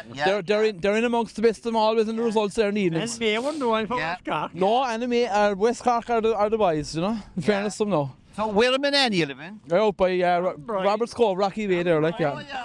Yeah. Are you near John Mulcahy's place? He's a well-travelled man like you know. I don't know. I know you to see, but are you near John Mulcahy? John passes down my gate, yeah. Do you know his father, John? Huh? Do you know his father, Jim Toomey? Oh, Jim Toomey, I know. Yeah. I know. Yeah. Oh, you have a song. I know you are. Yeah. And Donny. Any tracks at the moment? Well, I'm doing up a massive Ferguson 65 at the moment. I was walking on it yesterday, and the last tractor I bought last year, I bought a 7610 two-wheel drive from John Bowen up in Cheshire in England. She's an AP cab, but it's perfect. He's JCB and Kubota, but he sells a lot of second-hand Fords. But this thing is only 2,800 euros. Anyway, I bought this from him. It's only 2,800 hours up. It's a two-wheel drive 7610 Series 3, 100 horsepower. She's as new. Very good. Right, 7610. Four-wheel drive. No, two-wheel drive. Two-wheel drive. Did you get into it? It is, yeah. It is huge. In fairness, it is lovely to see ox being pulled out of the briars and pulled out of the back of sheds and brought to life again. Yeah, there was a man. Rebuilding one of them. I had a man lined up and he left me down. So the fate is going down to Dungarvan. No. There was a man from near Macroom, and he was going doing the whole thing. And there's a man from Dungarvan. He's going doing the whole thing for me, nut and bolt and. Tractor down there. The tractor must go down now this week on the loader. What model for you? She 85 cylinder two-wheel drive. I know. My late father bought a brand new in '82, and did every whole thing for donkey's years. But of course, it wasn't good enough for me when I got a bit older. So we kind of started buying other yokes, but it's still there at home. And in his memory now, I'd love to do it up, you know. Yeah. I'd say it'll cost between 15 and 20,000, I'd say. But what will it buy you today in something else? No. And the sentimental value, as well, Yeah. Like, we don't know about spending 20 grand there on something stupid, but this is very important to me, to my family, and it's very important, Yes, it is, yeah. Yeah, it's amazing, actually, with vintage stuff. I have a 1955 Major. I have it about 20 years, and I bought it from O'Leary's garage up there in Grange in Douglas. There was a loader on it, and they used to use it for lifting gearboxes and lifting this and lifting that, right? And I bought it off them, right? Long time ago, I had to do it up. Yeah. But anyway, I found out that the original owner was a man called O'Connell up there by the airport, okay? Teddy O'Connell. Oh, Teddy, great dairy farmer. Yeah. Super dairy farmer, yeah. Teddy, and when I got it, there was no number plate on it, and I said to the guys in O'Leary's garage, have your registration? They said, no, go up to Teddy. In the back Douglas Road, no? Yeah. His son is still running the auto garage there, Michael, He is, yeah. Mine as well, like. Is that so? Anyway, they had no registration written for any, and I went up to Teddy, and I didn't know the man. I knew some of his brothers, all right, but I walked into the yard, and I told him I had the tractor, and he said, yeah, I said, do you have a tax book? He said, by God, Teddy had everything in order, and I can assure you of that. Well, he said, I gave it to O'Leary's. He said, but they probably lost it. He was somewhere, exactly, yeah, because Teddy didn't lose it in there. No, but I tell you, he said to me, there's a number plate fell off that tractor, he said, back in 1960, he said, out the lane where they are. And I picked it up and threw it up in the ditch. And I'll go back out and I'll look for it for you. I know. So he went out. and he found it up in the ditch, and I was able to get the registration. His grandson came along to me in Ballygarvan at a tractor run recently, and he said to me, "You have Granddad's tractor?" I said, "I have." He said, "If you're selling it, don't give it to anyone else. I want it back." Fair play, by fair play. So I to see the vintage things nowadays, the runs and the working days and the smoke flying and the belt slipping and it is just absolutely brilliant. It is the best thing in the 21st century in agriculture, in my book, anyway. Yeah, I agree with you. Like if there was vintage gear working over there and there was a brand new outfit over there, it is there I'd go now. Yeah, I'm the same. You know, because look, and I grew up, I suppose, look in the 90s, but you'd still be really fond of the machines you started off working. Like it's just brilliant, like, you know. How the calving season going with you? The calving is slow. I was burned out of that after last spring, a tough spring. And we left the breeding offers. Yeah, a little bit later, but we're tipping away. We 25 of them there now. We 25 of them there now. We've nothing this minute, thank God. I got 3 or 4 hours off in here. I love West Cork. I always love West Cork. And I'll be forever have close ties with West Cork. And my mother and your mother are sisters. Yeah, sisters. Yeah. Oh, you're connected. Oh, we are. Second cousins. How is the second? And the man here. Is the second cousins? Is it? In the camera. Oh, it's Kevin. Cousin. I must try and get an LC feeder off him now for the year. And we'll give him a good review. Yeah, 40% discount. Yeah. And a grant maybe on top of that. Lads, thanks for your time. Right, thank you. John McCarthy from North Cork. Cantork. Fine town. Now, you're stewarding here today, John. Now, along with Willie Stokes. Willie Stokes is always so steward. Willie Stokes. You bought the same? Yeah, we both in the same job. Right. And how long have you been involved in vintage ploughing and stewarding and that? I hate to remember. It's a long time, anyway. Possibly 40 years. And have you ploughed yourself? I have. And ploughed in West Cork. You ploughed in West Cork as well? Which was all the one county. Oh. So obviously you're fairly enthusiastic about this ploughing? Yes, I do Cork and Kerry. Cork and Kerry? Yeah. Now there's only one Kerry man here today. He's down there with a John Deere tractor. He came all the way from Kerry. Fair play to him. Do you know him? I do. Tommy McCarthy, namesake of mine. Oh, yeah, right. He's from Aberdeen. Oh, yes, right. Yes, right. He's an Aberdeen man, yeah. Well, but there are a few Kerry spectators as well around. Yeah, a few lads came up for it. What do you think of the site here today? It's an excellent site. Isn't it? It is. Yeah. And to keep the likes of me fit. Yeah. Well, it's important. It's important to stay fit. Keep warm anyway today. Yeah. But so have you checked out the competition? What do you think of is it nice bit of competition, standard and all that here today? Oh, standard is high, which is always high down here. Yeah. What makes Cork so good? Is it the ground? Is it the size of the county, or what? It's the commitment and it's the number of matches. Yeah. So the more matches, the more competition, and anyone that'll win here, win out the county, will be held above in All Ireland again. Yes, that's a very strong point there now, all right, it is indeed. But into the future, are you hopeful that we'll have more people involved in ploughing in the future? No, unfortunately, don't is going. And is there any way we can change that? No, it's too expensive. The youth haven't the interest, and it's too expensive to get into to get set up. They didn't come up the hard way and we came up. Years ago, you could even go to the neighbour and borrow a plough and go ploughing, but them days are gone. Yeah, you reckon it's just costing too much, just like everything else? It is. The ploughs are too specialised. Yeah. It seems to be the way. And the tractors are too big. The general tractor is too big, so you have to handy tractor as well for. Yeah. Well, if you look at the vintage section there now, right? I mean, they're only all 3,000 to 3,500 euro tractors. You know, I mean, yeah, but if we were going to the pub every night, we wouldn't be long going through 3,500 grand. Yeah, but you come up a step from the vintage tractor. Yeah. Come up to the standard, to the general standard 2 for a tractor. Yeah. What we're talking about there, 15, 20. Well. All these. That right there, look. Right. Well, they are more the contractor tractor. Yeah, they are, yeah. Look up here, look. Right. Well, all these tractors here now, they're all 15,000 euro Up to 20. Yeah. Yeah, it's still a lot of money just to have a tractor just for competitive ploughing. It is, and you're probably talking about 10,000 of a plough behind it then. Yeah. Well, this is what amazes an awful lot of people: the cost of the plough. Yeah, it's not altogether the cost of the plough; it's the cost of setting up the plough. Setting up the. There's a lot of extras on them ploughs. Yeah, I can see that. Yeah, I can see that. Whereas years ago, they just brought out the standard plough and ploughed. Well, the only thing we can hope for is that every man and woman that's ploughing here today, that we'll have a son or a daughter of them that will continue from their family. Yeah, well, that is happening down here a lot all the time because it's being handed on. Yeah. Well, if like that would keep the thing going, like. They'd all be what we call old names. Their fathers or grandfathers before them ploughed as well, like. Yeah. Well. Maybe mothers in some cases. Yeah. Well, that's good. That's good enough, really. If we can keep it going that way, well, it'll be good enough. Yes.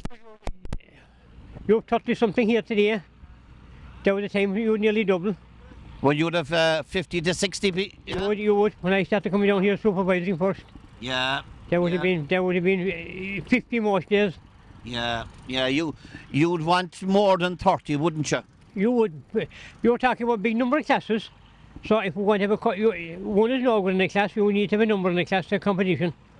Yeah. That's true, yeah. But anyway, look, we can only hope for the best and keep walking and keep yourself fit. And keep the boys going. That's right, yeah. Thank you. Thank you. Cantor. Thanks very much. Give Dan do hello. Do hello. Thank you. Okay. Oh, we have a man here now. I'm used to chatting to this man here. He brought his boots and all with him because he was hoping that he'd be walking through pools of water, but he was wrong, I'm afraid. How are things? Very good. Yeah. Not too bad at all. Yeah.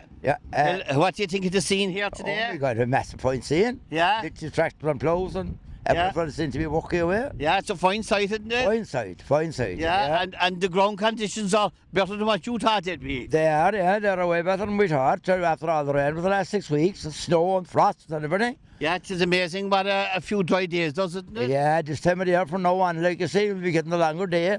And you'll have to be in the dry all the time. Yeah. They will. Yeah, the ground is good for ploughing, would you think? It is, yeah, very good. It's very good for ploughing, and it's dry enough too, like. You wouldn't think to be so dry. No. I didn't think to be so dry at all. And tis a fine sight, isn't it? Fine sight, fine field. Oh, massive fine sight. Plenty of room there. I don't think was there ever ploughing in this site before? No. I don't think so. No, it's there was never ploughing here. It's a new site. New site, yeah. New site, yeah. They were never down here before. No, well... They ploughed across the way, all right? They did. Across the way? In Haleses. Across the way, yeah. And McDonald's and that. McDonald's a couple of times, yeah, that's right. They did, yeah. They ploughed there before, all right.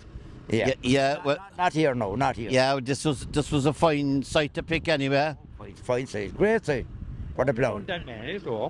What's that? The ploughed 10 man. Oh, we did, yeah. 10 man is ground run, yeah. That's right. Well, that's over further here. Over there, back of hills, is there, on top of the hill there. Yeah, belongs to Dan Manning. Yeah. You're keeping it anyway, yeah? Living away. Did you buy a new McHale baler? I didn't know. A wrapper, all right. You bought the wrapper. Is that all they gave you? Just the hat? Oh, that's all they gave me, the hat. Yeah. That was the only bit of discount you got. And the wrapper as well, itself. And the wrapper as well. Yeah. I can't, huh? Yeah. Very good. No, I'll chat to you again some other time. Thanks anyway, yeah.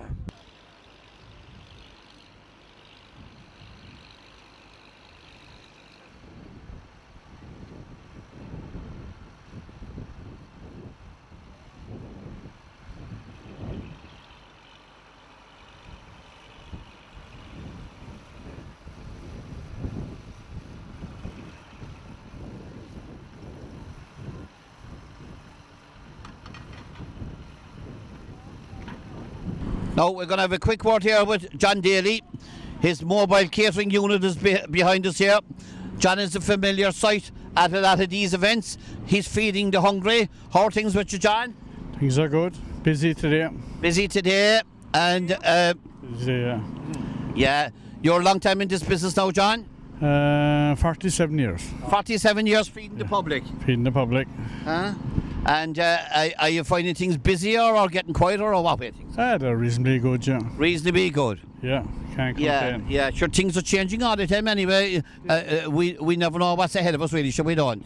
Nightclubs are gone, but sure, what can we do? Nightclubs. Did you do a bit of catering outside nightclubs? You did. Oh, I did, yeah. Over the years, and outside pubs as well. Yeah, everything that was there. Yeah, they're getting quieter, but I suppose these things are basically getting quieter. But I suppose events like this are possibly getting a bit busier, aren't they? There's always something to take its place. Yeah. So summer months will be your busiest times, John. Oh, there would be the festivals and all that, yeah. Festivals and all that. But I think years ago we had more festivals in local villages and towns and all that, did we? Every crossroads, yeah. Yeah, a lot of them are gone now. Yeah. But people will always be hungry anyway, especially on a cold day like today. Hopefully, yeah. Yeah. So you're going to stay with it, aren't you, John? Stay with it, no matter how what my will to change now. No. Good. Taking over, and so we'll have met it. Yeah. You'll be retiring shortly, so. Half retired. Half retired. Yeah. Right, John. Thanks very much. All right. Thanks, John, mate. Okay. There's two men here now I haven't seen for a long time, and they used to live up my way. Bernie Maney. Hello. And Jerome O'Mahony. Correct. O'Mahony. Right. And Cormac's ní a daughter. What's the name? Lisa. Hello, Lisa. You the lady with the trucks? That's myself, yeah. That's it. Hello. So, you were living up in Hilltown years ago, and you moved down here to prosperous Bandon. How's it? Right? How are you getting on? Very well, very well. When we came down here first, we made a living snaring rabbits. So the Smiths up alongside of me used to do that too. That's how they bought their first tractor years ago, snaring rabbits. Yeah. But you've gone a long way from there now. Thanks be to God we have. I was actually up that country the other day. We go over the Hitchmores with horses, and all the Smiths are dead. And they were all... Hilda is the only one left now. I thought she died. No, Hilda's still alive. She's been horses died, so her husband. Well, he was at Ballygarvan Vintage Run about 6 or 8 weeks ago. Yes, there are. Whether he's after dying in the meantime, I don't know. I don't think so. No, he didn't know. No. But so you were up there back in the old. I was touring around there, and most of all the people we knew, they all didn't gone like a lot of them anyway, except for Jill Hitchmore now and a few there. Yeah. Who else around there now? Kingston's Ben Flynn. That's right, yeah, true, yeah, I remember him below by the club. Ben Flynn is still alive. Is he? Yeah. He's still alive, and who else now around there? I'm just trying to think now. Is there anyone else? Kitty Ahern. Oh yeah, crikey, yeah. I met her about 12 months ago actually. Yeah. Kitty Ahern, she's still alive. Yeah, and Finn Barrett's alive, but he's down in St. Luke's and someplace. Yeah. Who is there anyone else around there now that you might have known? Mrs. Sheehan down the road, she died not so long ago. Con O'Leary died last year. Yeah. I don't think there's anyone else around there now that she'd have known. They're nearly all gone. But anyway, no. Lisa, you're the trucking lady. That's me, yeah. They're all your trucks over there? Yeah, a few of them are right, yeah. Now, why did you go into the trucking business? I suppose I'm at it since I was about that height, yeah, Dad, yeah. Anything with wheels, quads, diggers, tractors, trucks, so grew up with it basically. You can drive them all. I can already throw my hand at it, yeah. No, so, I only found out now today that your dad was Cormac. That's it, yeah. Yeah. Well, the last time I see Cormac, he was only... What age was he when you left above? It's about 13 or 15. Yeah. Yeah, he's young enough. Yeah. Well, he was around 12 or 13, that's all he was. Yeah. So, and I was shocked to hear that he was after dying. Yeah, he's 20 when he passed away, so I was in college at the time, and I jacked it in anyway and took over the trucks and added to. How long was that? 18 years. Since January, yeah. And your mother died in too? Yeah, that'll be 8 years in May now. So what age was your dad when he died? 50. Is that all? Oh, I was very. Oh, I was shocked to hear that today. Yeah. So you took over the business then? Yeah, we downsized a small bit because, as I say, it's only 20, but downsized 3 trucks, and I've 9 or 10 on the road there and a few diggers. And this is your land here? Yeah. And are you farming this land as well, Lisa? No, Sean Hales has this rented off me, so Dad and himself used to always swap land down through the time. So Sean has tillage land off me here, so... So you prefer to be trucking than farming? Yeah, one bit of hardships enough, like, so... Well, there must be more money in the trucking, I'd say. I don't know, it swings and roundabouts, comes and goes. The tarmac inside you're working on mostly? Tarmac would be 80%, 90% of our work. We'd be working with Bernie there on the site there, clearing sites and drawing in stone and all that. And do you drive yourself? Yeah, I do, yeah. I used to drive a lot more before, but I suppose after things have... Yeah, exactly, when things got bigger, something had to give, so I kind of filled the gaps. Well, you know, there's a lot of work keeping trucks on the road with testing and, you know, all this carry on, you know, all the keeping drivers, making sure that they have all these, you know, deal with the RSA and... Oh, yeah, it's fun and games. Well, I'll tell you a story. Oh, yeah? Yeah, I'll tell you a story now. One day I was coming out by Hitchmore's where you used to live before, and there was an Arctic truck in front of me, and he got out and he was looking around and he was confused, and I was coming out in a tractor and I said to him, "Are you okay?" He said, "I'm lost." I said, "What are you doing up here?" And he said, "I'm heading for Ringaskiddy." So I said, "What did you come up here this way to go to Ringaskiddy?" And he was looking over the ditch. He said, "The RSA are below by the quarry." And I got a call. He said to avoid him. He said. And I have another little truck driver here, Emma. Emma, my sister, she passed the truck test 18 months ago, and she was 8 months pregnant. So Emma's another truck driving lady. part-time. Latecomer. Part-time. Part-time, yeah. Part-time. Are you enthusiastic about trucks as well, you are? Not as much as Lisa, but not too bad.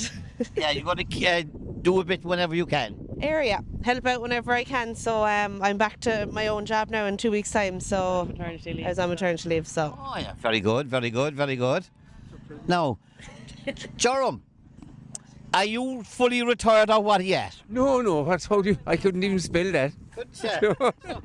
What are you at? Doing a bit of building work all through. Yeah, same thing. No cycling though. No. How are the legs? You were the bad years ago? Yeah, they're kept them walking along. You broke 2 legs that time, didn't you? Yeah, well, I bent them and fractured 3 bones in my back. Yeah, it took you a long time to get over that, didn't it? Yeah, that was a bit of struggle, but sure. We were younger and healthier. Yes. Well, I tell you, you're looking fine anyway. I'm not going to ask you what age you are. I could guess it, but I won't bother. Yeah, we'll leave that live from both sides. Yeah. Are you still working away, Bernie? Working away. We're all working away together more. It's building all the time? Yeah, remember Tony? Tony died 2 years ago. Oh, I didn't know So that. we're all together, Jerome, Tony, myself. Yeah. And anyway, there's two of us, and I have a few sons that as well. Well, I remember you were above my house putting on an extension years ago. And Tony, he had the one song, "Because You're Mine, I Walk the Line," and that's all he knew of it. Very good. That's a long time ago. Your memory is damn good. Yeah. And I remember you had a toolbox and you had a special bottle inside it. I won't mention what the stuff was, but it was clear. It looked like water, but I think it was a little bit stronger than water. Correct. And we still use it. Yeah. For oiling the tools. Yeah, that's right. Yeah. You got it from the local parish priest, I think, was the holy water. That's right, holy water. It was a muscle rub. Muscle rub, yeah. Well, guys, it's great to see and looking fit and healthy. And girls, keep on trucking.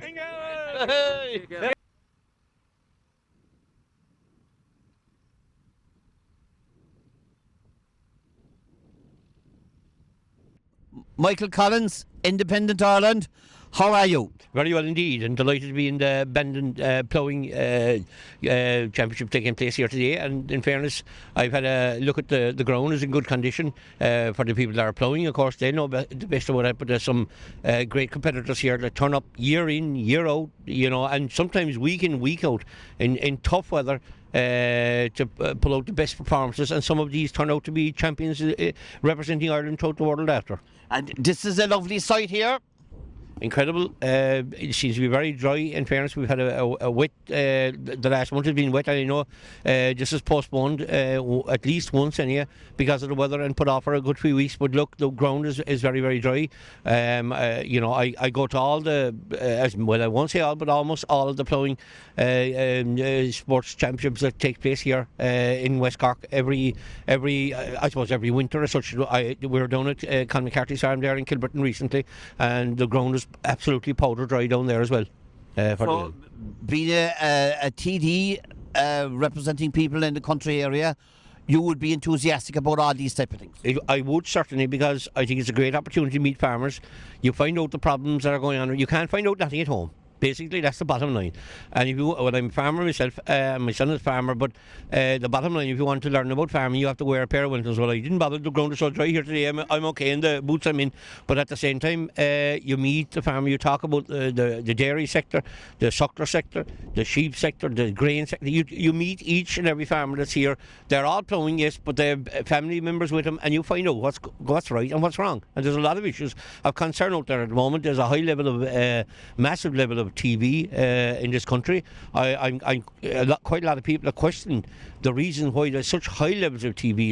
It seems like it's very, very good opportune time maybe for animals to be taken off farms, seeing as there's that has been named for the last number of years that there would be a culling of cattle.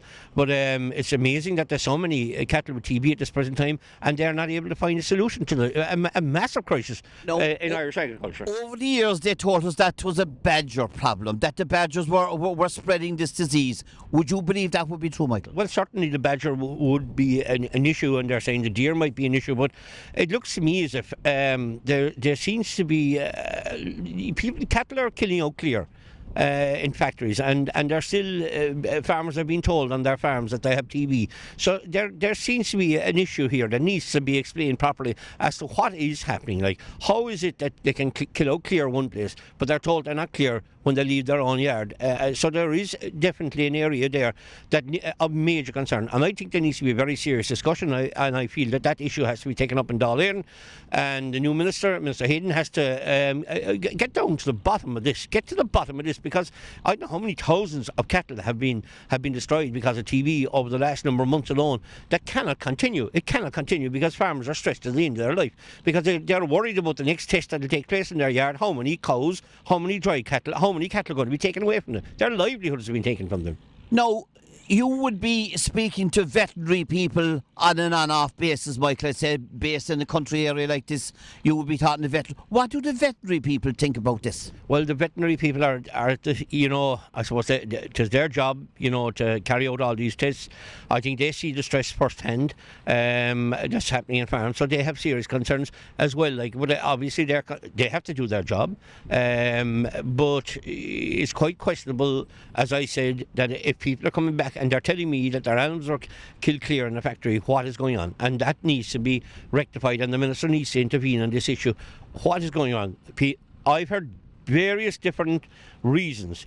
People are telling me with the new slurry spreading rules that a lot of the slurry is coming back up into the round bay, into the silage. So are the cattle eating the slurry that's been spread already? It's fine to be coming in with new rules and regulations, but they may have a knock-on effect some other area in farming.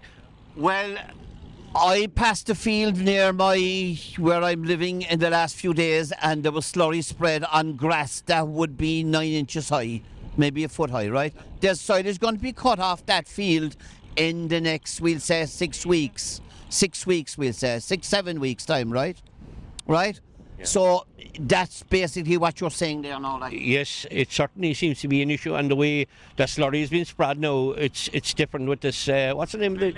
Trailing shoe. Yeah, that's trailing shoes is a totally different way to the way it was spread carefully around before. Yeah, and it's now going in, and it's kind of more going in liquid on the ground, and it's coming back out in the silage. That cannot be natural. That cannot be right. And it's an unfortunate situation that farmers found themselves in, that their new rules and new regulations could be coming back to bite them on the foot in another way. Now, Cork is the biggest farming county. We have the biggest amount of farmers in the island, right? So you will be pushing this, no doubt, above and down there, and you'll be talking to the minister to try and get this thing sorted out. Yeah, well, you know, I suppose being from the farming sector myself, it would be a very, very big issue as far as I'm concerned, how agriculture is being dealt with. I think farmers by the last government were being kicked and kicked continuously around. I hope that changes, but it certainly will change if Michael Fitzmaurice, Richard O'Donoghue, Ken O'Flynn and Michael Collins has anything to do with Independent Ireland. We'll be standing very, very strong with Irish agriculture and fisheries, for that matter, going forward. But we certainly want to see change. I don't want to have a minister telling us that he wants to implement change, and we find ourselves in the same situation as we found ourselves in the last 5 years, where the farmer was kicked every which way they could. By the previous government, and aided and abetted by the three parties in government at that time, Fianna Fáil, Fine Gael and the Green Party. Now we have a change, and I hope that brings change on the land with the farmers, the people that are supplying the food to the tables of this country. Yeah, well, now go to the fishery sector now, right? That has shrunk a lot in the last number of years, right? And every time that there's a new fishery agreement in the European Union, we seem to be getting less and less of the fishing quotas. Do you agree with me, Mike? Absolutely. Even at Brexit, Michel Barnier, and it was a huge mistake by the Irish government. He negotiated a deal that actually gave some as good a rights as they could get to the French and the Spanish, and little or no rights to the Irish fishermen. So the Irish fishermen were absolutely decimated after Brexit, and got no support from the Irish government. We allowed a French minister at the time to negotiate for Irish fish. No way was he going to do that. He was going to look after his own country, and he did. Yeah. And our boys were found wanting and asleep at the wheel. And I know it's Christmas week, but that doesn't matter if it's Christmas Day. They should have been there. They should have made ensured to protect the little bit that was left, because there's a lot gone. And the only deal we got out of the last Irish government was a decommissioning deal for fishermen.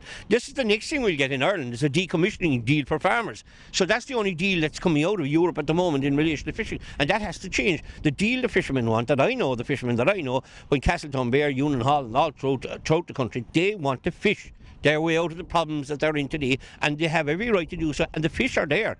The fish are in the sea. Only you have Japanese trawlers, you have Spanish trawlers, you have French trawlers, you have every trawler in the world hopping in their own Irish waters, taking our fish. That's right. Well, it amazes me, actually, you were on about this decommissioning of trawlers, right? And a fisherman told me a couple of years ago, he said, they're building more and more trawlers in Holland and Belgium and France. Well, we're decommissioning ones here, he said. So basically, they're going after the fish that orphans have retired from. Yes, indeed. They're building super trawlers, and super trawlers are scooping up the fish. And you can see, if you're ever looking, the fishermen send me pictures of like a map of outside the Irish waters, and they'll pinpoint every trawler that's inside in that sea, and there's no Irish trawler there. Japanese, as I say, French, Spanish, there's something wrong somewhere. And now we have, look, I fought bravely for senior minister for fisheries. I believe that there's enough resources in our seas to have a standalone minister for fisheries, and I was refused the previous two governments that I was in negotiations with. This time they have brought forward a junior minister for fisheries and the marine, Timmy Dooley, I think that's his name, and I just hope that he's now going to be able to focus on fishing and bring back the quotas that have been grabbed and robbed. Bluefin tuna, I could go right through it. The whole world can fish for bluefin tuna, but the Irish can't. So we are being conned. And it's time that we have a minister that has a bit of bite. It's no point in a minister that ends up listening to his officials and we end up in the same mess we're in 4 or 5 years' time. This minister has a bit of bite. I just thought it might have been a ministry for a coastal politician, but for some reason that wasn't afforded to us. But there is a ministry, it's a junior ministry for fisheries and the marine, and we hope they can deliver for the fishermen.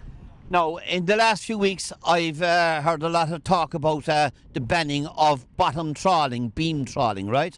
Now, you may not realise this, Michael, but there are at least a dozen Belgian trawlers, and they're bottom trawling, they're known as beam trawlers, right? They scoop the bottom of the ocean, right, with their beams, right? And they're landing this fish in Cork docks, and the Belgian trucks are coming in and taking it back to Belgium. Now, those trawlers were based in the UK, and when the UK left the European Union, they're here now. These trawlers are from Zeebrugge. Now, a lot of people have said to me, when these trawlers come into Cork docks, they're in once a week, whatever, offloading their fish, right? Yeah. The last minister, the Green Party man, Mr. Ryan, he was the Mr. Environment, right? Why didn't he stop this thing? They're destroying the seabeds around Ireland. It looks to me, well, Mr. Ryan had a different way of governing, and we see what happened to the Green Party. By the way they governed, they're down now to 1 TD. But it seems like there's a law for one around the world, but there's a law for one around Europe. But when it comes to Ireland, there's no law.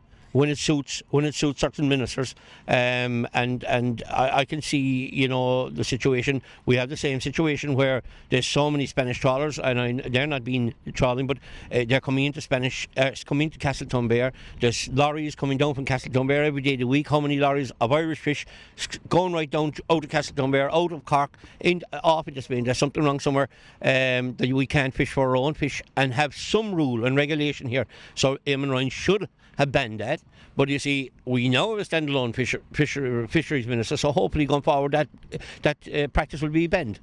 Yeah, it seems like we're not standing, our ministers are not standing up for the rights of the Irish people. Would you agree with me, Mike? 100%, unfortunately, especially in relation to fishing. And in the last 4 to 5 years in relation to farming, the Irish ministers were turning their back on the Irish farmers, and they were either listening to officials or listening too much to Europe. We have to have our own mindset as to the way Irish farming can be conducted, and there's no greater, greener delivery of good foods than the Irish farmer has been for the last number of years, and they have been treated as if they're the living worst, and they're not. Well, now, Michael, it's been great interviewing you, and I know you're going to fight the cause right through. Well, and thank you very much. Thanks very much. The next 4 to 5 years will be very interesting, but we certainly won't be found wanting when it comes to the farmer, the fisherman in this country. Right. Thank you. Thanks, Michael. Thank you.